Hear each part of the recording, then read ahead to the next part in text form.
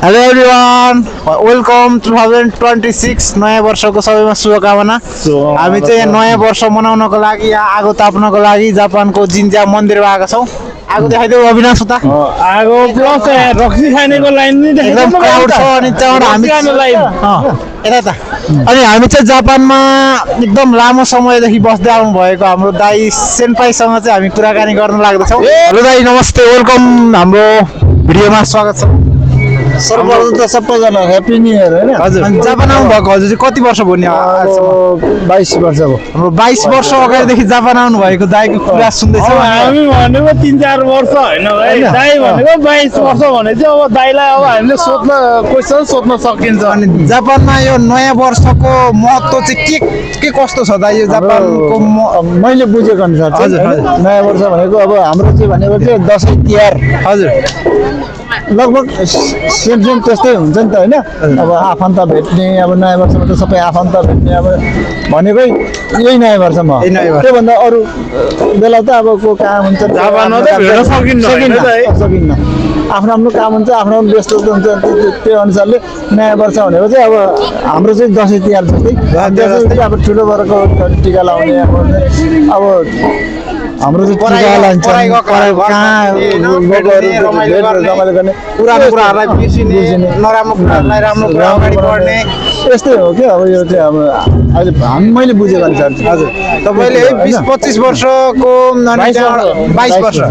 22 वर्षसम्मको अनि अनुभव चाहिँ के कसरी बिताउँदै आउनुभयो? नयाँ वर्षको दिन चाहिँ कस्तो हुन्छ खास गरी चाहिँ हामी नेपालीहरूको लागि चाहिँ के भन्नुहोस् त? नयाँ वर्ष भन्छ नि हामी चाहिँ अब यस्तै हो, मन्दिरतिर गयो, अब यहाँको कल्चर अनुसारै अब त्यही हिँडिरहेको हुन्छ नि होइन। हजुर नयाँ वर्ष भनेपछि त साथीभाइ भेट्यो, मन्दिरतिर गयो होइन, यहाँ ताप्न आइएको छ, मन्दिरतिर जाने हो।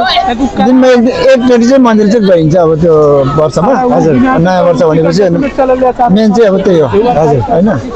अनि समग्र यो 2025लाई चाहिँ अब तपाईँ कस्तो भयो तपाईँको 2025 र यो 2026मा चाहिँ के नयाँ सोच गर्नुभएको छ त्यो समग्रमा बताइदिनुहोस् न त। म अब 2025मा तपाईँको गर्नु नसकेका कुराहरू अब 2026मा कस्तो धेरै छन्। अब त्यस्तो त्यो मध्ये पनि त होइन, अब कतिपय त हुन्छ नि त, हुनु त होइन। अब आफूले गर्नु नसक्यो भने अब आउने होइन पुस्ताहरूले चाहिँ अब राम्रो गरिदियोस् भन्ने एउटा चाहना के होइन। अब हाम्रो नेपालीहरूको कति कस्तो छ भने कि अब होइन जम्का भेट भयो, यस्तो गऱ्यो, अब अलिकति भएपछि यहीले बिगार्ने हो। मेन बिगार्ने भनेको यही हो, रमाइलो पनि दिने बिगार्ने पनि यही हो। दाइले सही भन्नु हो। दाइलाई एउटा क्वेसन मेरो, तपाईँ होइन दाइ आएको 22 वर्ष भयो।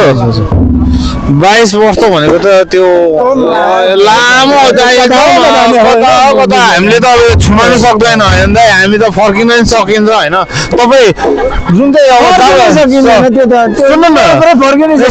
दाइ हो त्यो यो जापान भनेको माकुराको जाल जस्तो, हामी फर्किनै सकिन्न। तपाईँलाई म यति भन्छु, पहिला सुरुमा कुन भिजामा आउनु भएको थियो? म चाहिँ कुक भिसामा आएको। कुक भिसामा आउनुभयो। हजुरलाई केही 22 वर्ष भनेपछि त गाह्रो अप्ठ्यारो त अब परेन होला। त्यही पनि गाह्रो अप्ठ्यारो कुनै पेसमा गाह्रो अप्ठ्यारो थियो कि थिएन हजुरलाई? थिएन, हाम्रो सिजनमा चाहिँ त्यस्तो खालको चाहिँ अप्ठ्यारो चाहिँ थिएन होइन। अब अहिलेको स्थितिमा गाह्रै छ। अहिले त हामीले सुन्दाखेरि त धेरै ऊ छ नि त, कुक भिजामा ल्यायो, दलालले ल्यायो, यस्तो नराम्रो गर्यो भन्ने सुनेको छ। हजुर कुक भिजामा आउनु भएको रहेछ होइन? त्यही पनि अनि तर हजुरलाई त त्यतिखेर तपाईँ अब 22 वर्ष भने चाहिँ त कुन छ कुक भिसामा आउनेहरू प्रयास त्यतिखेर चाहिँ कमै थियो कि एकदमै कमै होइन, गन्तीमा आउँथ्यो। अहिले त अब कहाँ गनेरै साध्य छैन। अहिले म हजुरलाई एउटा तपाईँ जुन चाहिँ 22 वर्ष बस्नुभयो त है, त्यो 22 वर्षमा तपाईँलाई यो जापानमा सन्तुष्टि छ कि छैन? तपाईँलाई जापानमा सन्तुष्टि थियो कि नेपालमा सन्तुष्टि थियो, त्यति भनिदिनु हो। मलाई चाहिँ सन्तुष्टि छ। जापानमा सन्तुष्टि हुनु। 37 छ। त्यही भएर 22 वर्ष टिकाउनु हो। नत्र टिक्दैन त्यो। त कहाँ टिक्नु त यो नेपालको भाइ बहिनीहरू अहिले स्टुडेन्टमा आउँछ नि, जुन चाहिँ हामी अब 15-16 लाख तिरेर आइन्छ नि स्टुडेन्टमा, त्यसमा चाहिँ तपाईँलाई के भन्न मन छ त्यति चाहिँ भनिदिनु न। स्टुडेन्टमा हामीहरू भाइ बहिनीहरू आएको छ नि त, त्यसको बारेमा चाहिँ तपाईँलाई के भन्न मन छ त्यति भनिदिनु। हाम्रो अहिलेको भाइ बहिनीले कस्तो हुन्छ लैलैमा आइरहेको हुन्छ कि एकदम जापानी फेसन चलाए जस्तो भएछ नि त, जुन चाहिँ कतार जान सजिलो छ होइन, कतार जान गाह्रो छ, जुन चाहिँ जापानमा आउन सजिलो भए जस्तो फेसन चलेर भाइ बहिनीहरू आएको छ नि, त्यो कुरामा चाहिँ हजुर के भन्न चाहनुहुन्छ?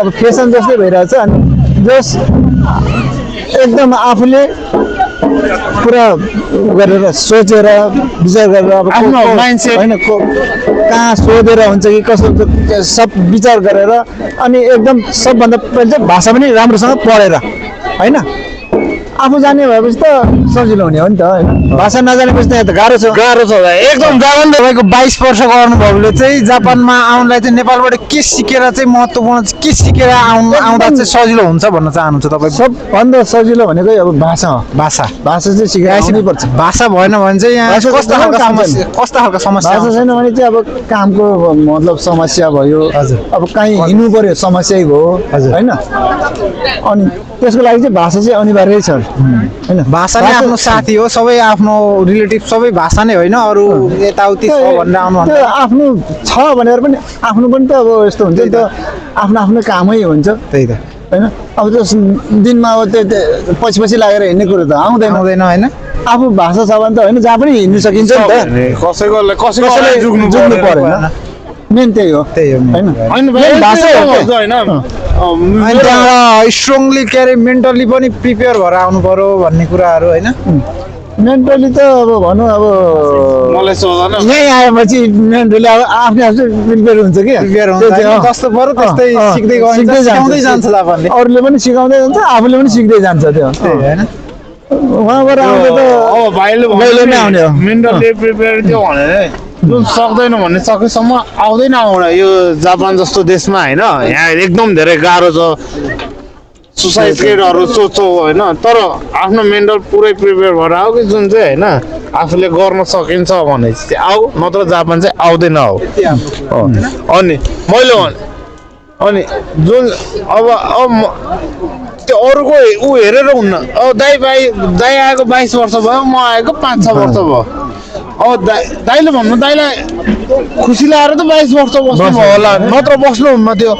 अब हामी चाहिँ अब भन्ने नि मेन्टल पुरै फुल प्रिपेयर हो, जुन चाहिँ त्यो उमेर पुग्दै नपुग्दै जापान चाहिँ आउने काम चाहिँ कोही पनि नगर, यहाँ एकदम गाह्रो छ आएर चाहिँ एकदम गाह्रो छ गाह्रो छ होइन, काम गर्न सक्छ होला, नेपाल जस्तो भारी सारी त्यो हामीले उठाउनु पर्दैन, यहाँ धेरै सजिलो छ आफ्नो मेन्टल प्रेस हो नि त, त्यो चाहिँ भन्नु हो मेन्टल प्रेस हामीले गाह्रो हुन्छ, जुन चाहिँ हामीले अब डिप्रेसन गयो चाहिँ कसले के हेर्छ त भन नि त्यो भाइ, अब हामी डिप्रेसनमा गयो त्यो होइन, त्यही भएर चाहिँ अब आफू नेपालबाट आउँदाखेरि नै पुरै फुल मेन्टलबाटै होइन, त्यो मेन्टल मात्रै होइन सोसल्ली मेन्टल्ली फिजिकल्ली भन्छ नि त्यो स्ट्रङ भएर चाहिँ आउनु पऱ्यो कि त्यो 3 तर्फबाट। म यति भन्दै भाइ आजको अब हाम्रो दादासँग इन्टरभ्यू दादा यति भन्दै तपाईँको एक्सपिरियन्स लिन पाएँ। हस् दाइ, तपाईँहरूलाई 2026 को सबैलाई शुभकामना होइन, समय र संवादको लागि तपाईँहरू दुईजनालाई thank you very much, happy new year. New year भाइ, थ्याङ्क यू।